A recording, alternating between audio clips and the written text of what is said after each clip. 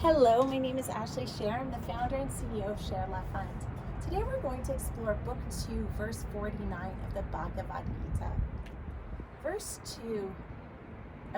Chapter 2, verse 49 reads as follows. For the sake of work done for the sake of some results is much lower than done in mental equilibrium, Arjuna. Wretched are those motivated by the fruits of their actions. You can understand this as sometimes the word miser in Sanskrit is translated as a results seeker. Because anyone who does something just to get something in return is not a giving person. If you are a giving person, you don't expect anything in return. That's why in law, like a donation, a gratuitous gift is only gratuitous if you're not getting something in return. That's why, being a member is not tax deductible because you're getting a membership in return, or it's not tax deductible to the extent of the value of the membership. Now, nothing here can be construed as tax advice. I'm just anecdotally speaking, so seek a tax advisor for tax advice. But the idea is that even our modern day contemporary U.S. law recognizes that when you give something expecting something in return, it's not a gift. That's called an investment or a purchase. If you expect even a little in return, how can you say you are giving? You give and you get. It's a transaction, like a commercial transaction, to give and get. Then if you don't get what you want, you won't give again, or you're not happy with what you gave. Such a person is wretched, according to this sloka, always thinking of getting. If you give, do it for the joy of giving. That is an important verse to remember. Wretched are the result seekers. And we can also think about this in a broader sense of attachment. When you're constantly calculating, and I'm sure we all know people that do this, and sometimes we might find our own selves doing it, but when you're just constantly calculating, I invited her over and she hasn't invited me over. They came to my birthday party and they didn't invite me to their birthday party. It actually constantly keeping a tab open or like a counting ledger of who gave what and stuff, it's exhausting. So sometimes giving freely is nice, not because it's makes you a better person, but it just feels really good to kind of let go of that ledger of I'm gonna give this because I want that. Sometimes, believe it or not, it just feels great to make somebody's day. It makes you feel like your life matters, and that you made an impact. Imagine that you arrived at a hotel.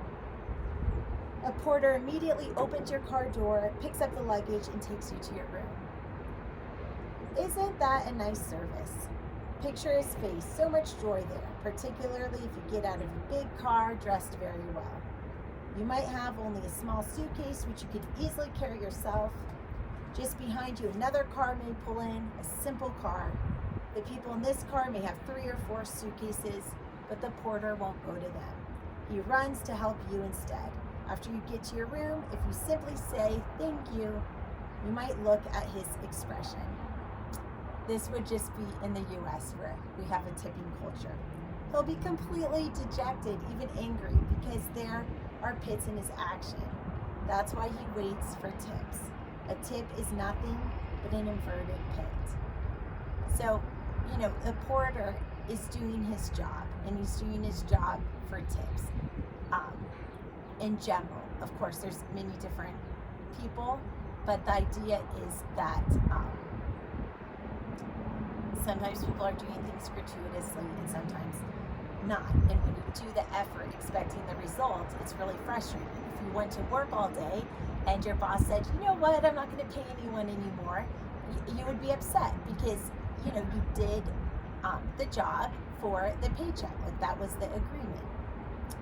But what if, as you get out of the car, you see a good friend of yours going to the same hotel? Your good friend picks up your suitcase. Please, I'll take it for you. I'm so glad you arrived. He brings it to your room and leaves it. He won't even wait for things, let alone want a tip.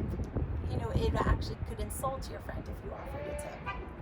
Both people are doing the same job. Who really enjoyed what he was doing in a calm mind? Like, do you think your friend who's like, oh my gosh, I'm so happy you arrived, let me help you to your room? Do you think your friend is experiencing pure joy?